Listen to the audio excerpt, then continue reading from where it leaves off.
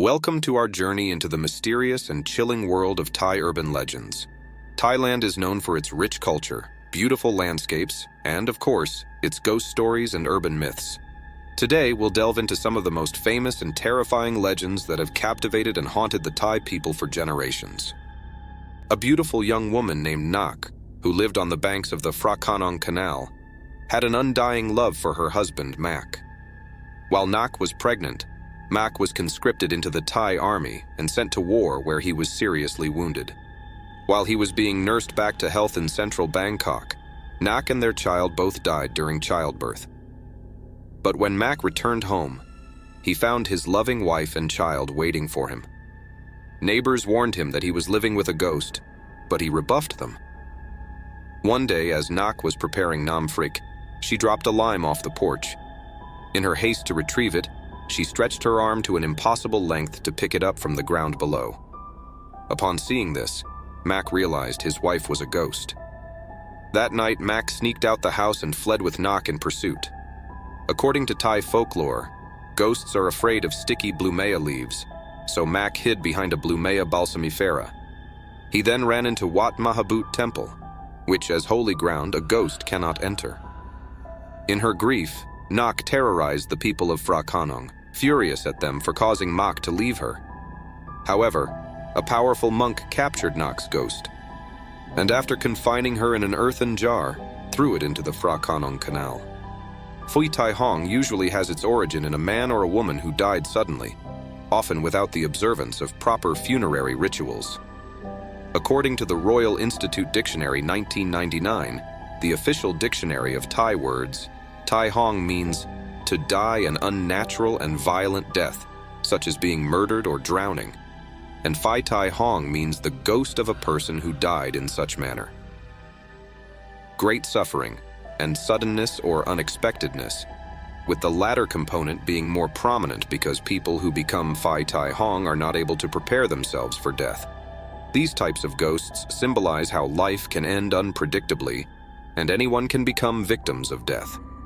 Thus, there is a distinction between them, and for example, cancer patients who do suffer greatly but are aware of their condition and potential death. Suicide victims or prisoners who were executed also do not fall under the category of Phai Tai Hong because their death was anticipated.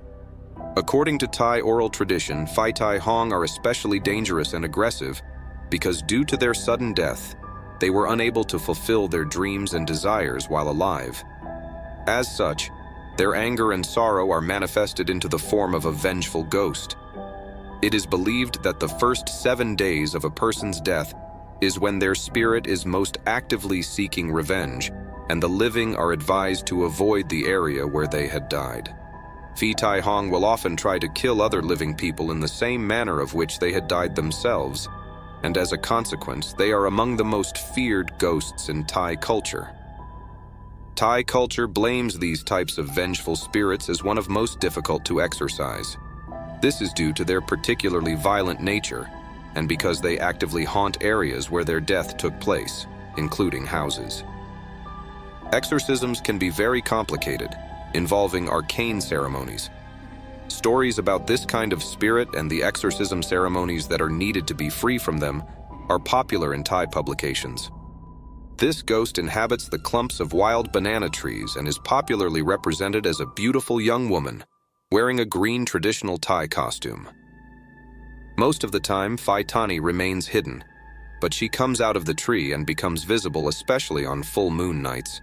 She has a greenish complexion blending with the tree, but her lips have the red color of the ripe ivy gourd. Her hair is black, abundant, and untied. She generally appears in a standing position, and her feet don't touch the ground, but hover slightly above it. In some modern representations, the lower part of her body is represented with an immaterial quality, her waistcloth ending in a kind of wisp emanating from the tree trunk. It is considered a bad omen to cut trees from the clump Thani inhabits. Offerings are made to her in the form of sweets, incense sticks, and flowers. People also often tie a length of colored satin cloth around the trunk of the banana tree believed to be haunted by her. The Kluai Thani type of banana tree does not belong to the cultivated varieties. Owing to their connection with ghosts, people prefer not to have them growing near their homes, and they are not found within village compounds. However, clumps of this tree are found not far from inhabited areas, often at the outskirts of villages or at the edge of cultivated fields by the roadside. They look very much like average banana trees, but their fruits are not edible. Their leaves are commonly used in Thailand to wrap locally produced sweets and the inflorescence for the treatment of ulcers in traditional medicine.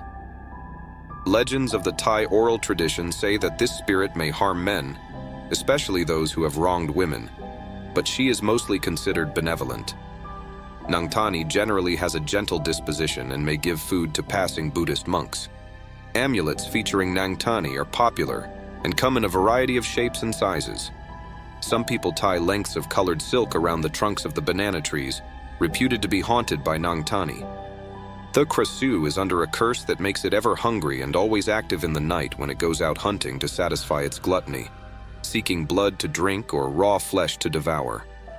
It may attack cattle or chickens in the darkness, drinking their blood and eating their internal organs. It may also prey on pieces of cattle, such as water buffalo that have died of other causes during the night. If blood is not available, the Krasu may eat feces or carrion. Clothes left outside would be found soiled with blood and excrement in the morning, allegedly after she had wiped her mouth. Therefore, villagers would not leave clothes hanging to dry outside during the night hours. The Krasu hides the headless body from which it originates in a quiet place because it needs to join it before daybreak, living like a normal person during the day, although having a sleepy look. To crush the still headless body of the Krasu is fatal to the spirit. The flying head will return after hunting but rejoin with the wrong body, which will lead it to suffer torment until death. If the top part of the body fails to find the lower half before daybreak, it will die in terrible pain. The Krasu will also die if its intestines get cut off or if its body disappears or gets hidden by someone. Some folk beliefs hold that the creature can be destroyed by burning it. The main foes of the Krasu are mobs of angry villagers carrying torches and machetes. They may catch the Krasu and kill it, or watch where she goes before dawn and destroy her body. There is a legend said that the people who are wounded should be aware of the Krasu because it can smell the blood and will come to eat the blood at night when people fall asleep. However, there are ways to prevent the Krasu from coming inside the house. House owners usually build spiky fences or grow spiky bamboo to protect themselves from the Krasu. Krasu is scared of spiky things because its intestine might get stuck and it could not escape. Urban legends are more than just stories. They are a window into the fears, beliefs, and hopes of a culture. Whether you're a believer or a skeptic, there's no denying the power these tales hold. Thank you for joining us on this journey through Thailand's most haunting legends. If you enjoyed this video, don't forget to like, subscribe, and hit the bell icon for more fascinating stories from around the world.